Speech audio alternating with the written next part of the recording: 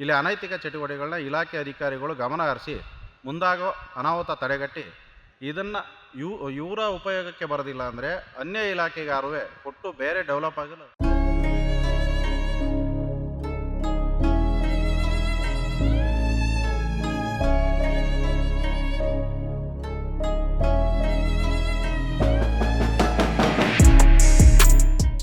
S ಇದು ಕೊಡಗು ಜಿಲ್ಲೆ ಕೃಷಿ ಆವರಣದ ಸರ್ಕಾರಿ ಕಟ್ಟಡಗಳ ದುಸ್ಥಿತಿ.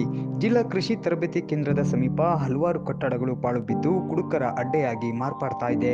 ಕೂಡಿಗೆ ಕೃಷಿ ಕ್ಷೇತ್ರದ ಆವರಣದಲ್ಲಿ ಇರುವ ದೊಡ್ಡ ದೊಡ್ಡ ಕಟ್ಟಡಗಳು ಪಾಳು ಬಿದ್ದು ಯಾವುದೇ ಉಪಯೋಗಕ್ಕೆ ಬಾರದ ಸ್ಥಿತಿ ನಿರ್ಮಾಣವಾಗಿದೆ. ಸಂಬಂಧಪಟ್ಟ ಆಡಳಿತಾಧಿಕಾರಿಗಳ ನಿರ್ಲಕ್ಷ್ಯಕ್ಕೆ ಹಿಡಿದ ಕೈಗನ್ನಡಿ ಅನ್ನೋದು ಇಲ್ಲಿ ಸ್ಪಷ್ಟವಾಗಿದೆ. ಉಪಯೋಗಕ್ಕೆ ಬಾರದ ಪಾಳು ಬಿದ್ದ ಕಟ್ಟಡದಲ್ಲಿ ಎಣ್ಣೆ ಬಾಟಲಿಗಳು, ಕಟ್ಟಡದ ಸುತ್ತಮುತ್ತ ಗಿಡ ಗಂಟೆಗಳು ಬೆಳೆದು ಅಕ್ಕಪಕ್ಕದ ನಿವಾಸಿಗಳಿಗೆ ಹಾಗೂ ಸರ್ಕಾರಿ ಕಿರಿಯ ಪ್ರಾಥಮಿಕ ಶಾಲಾ ವಿದ್ಯಾರ್ಥಿಗಳಿಗೂ ಕೂಡ ತುಂಬಾ ತೊಂದರೆ ಆಗ್ತಾ ಇದೆ. ಇದಕ್ಕೆ ಸಂಬಂಧಪಟ್ಟ ಇಲಾಖೆ ಅಧಿಕಾರಿಗಳ ನಿರ್ಲಕ್ಷ್ಯವೇ ಕಾರಣ ಅಂತಲೂ ಹೇಳಲಾಗ್ತಾ ಇದೆ. ಈ ಪಾಳು ಬಿದ್ದ ಕಟ್ಟಡದ ಸಮೀಪವೇ ಹಲವಾರು ಸರ್ಕಾರಿ ಕಟ್ಟಡಗಳು, ವಿವಿಧ ಇಲಾಖೆಯ ಅಧಿಕಾರಿಗಳು ಕೂಡ ಇದ್ದಾರೆ. ಗಿಡಗಂಟಿಗಳು ಬೆಳೆದಿರುವುದರಿಂದ ಹಾವುಗಳು ವಿಪರೀತವಾಗಿದೆ. ಇದರಿಂದ ಸಾಕಷ್ಟು ಸಮಸ್ಯೆಯಾಗಿದೆ ಅನ್ನೋದು ಸ್ಥಳೀಯ ನಿವಾಸಿಗಳ ಆಕ್ರೋಶವಾಗಿದೆ. ಕೂಡಮಂಗ್ಳೂರು ಗ್ರಾಮ ಪಂಚಾಯತ್ ವ್ಯಾಪ್ತಿಗೆ ಸಂಬಂಧಪಟ್ಟಂಗೆ ಒಂದು ಕೂಡಿಗೆ ಡಯಟ್ ಮೈದಾನದ ಸುತ್ತಮುತ್ತ ಒಂದು ವಿದ್ಯಾರ್ಥಿ ನಿಲಯ ಹಾಗೂ ವಸತಿ ನಿಲಯ, ಅಡುಗೆ ಕೋಣೆ ಹಲವಾರು ವರ್ಷಗಳಿಂದ ನೆನೆಗುದಿಗೆ ಬಿದ್ದಿದ್ದು ಈ ಇಲಾಖೆ ದಿವ್ಯ ನಿರ್ಲಕ್ಷ್ಯ ಹಾಗೂ ಗಿಡಗಂಟೆಗಳು ಬೆಳೆದು ಮೋಜು ಮಸ್ತಿ ತಾಣ ಆಗಿರ್ತದೆ. ಇಲ್ಲಿ ಅನೈತಿಕ ಚಟುವಟಿಕೆಗಳನ್ನ ಇಲಾಖೆ ಅಧಿಕಾರಿಗಳು ಗಮನ ಹರಿಸಿ ಮುಂದಾಗೋ ಅನಾಹುತ ತಡೆಗಟ್ಟಿ ಇದನ್ನು ಇವರ ಉಪಯೋಗಕ್ಕೆ ಬರೋದಿಲ್ಲ ಅಂದರೆ ಅನ್ಯ ಇಲಾಖೆಗಾರು ಕೊಟ್ಟು ಬೇರೆ ಡೆವಲಪ್ ಆಗಲು ಅನುಕೂಲ ಆಗ್ತದೆ. ಇವತ್ತು ಹೊಸ ತಾಲೂಕಾಗಿದ್ದಕ್ಕಂಥ ಇಲಾಖೆ ಅಧಿಕಾರಿಗಳಿಗೆ ಕಟ್ಟಡಗಳನ್ನ ಹುಡುಕ್ತಂಥ ಪರಿಸ್ಥಿತಿ ಇದೆ. ಕೆಲವು ಗುತ್ತಿಗೆ ಆಧಾರದ ಮೇಲೆ, ಬಾಡಿಗೆ ಆಧಾರದ ಮೇಲೆ ಬೇರೆ ಕಟ್ಟಡದಲ್ಲಿ ವಾಸ ಮಾಡ್ತಾ ಇದ್ದಾರೆ.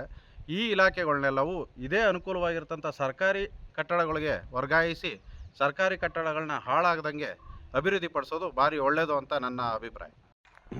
ಕೂಡಿಗೆಯ ಡಯಟ್ ಮೈದಾನ ಹಾಗೂ ಸರ್ಕಾರಿ ಹಿರಿಯ ಪ್ರಾಥಮಿಕ ಶಾಲೆಯ ಸುತ್ತಮುತ್ತ ಇರುವಂಥ ಹಲವಾರು ಕಟ್ಟಡಗಳು, ಸರ್ಕಾರಿ ಕಟ್ಟಡಗಳು ತುಂಬ ವರ್ಷದಿಂದ ಪಾಳು ಬಿದ್ದಿದೆ. ಸುತ್ತಮುತ್ತ ಗಿಡಗಂಟೆಗಳು ಬೆಳೆದು ತುಂಬ ಅನೈತಿಕ ಚಟುವಟಿಕೆಯ ತಾಣವಾಗಿ ಕಂಡುಬರ್ತಾ ಇದೆ. ಎಲ್ಲ ಈ ಕಟ್ಟಡದ ಬಾಗಿಲುಗಳು ಹಾಗೂ ಕಿಟಕಿಗಳು ಓಪನ್ ಆಗಿದೆ.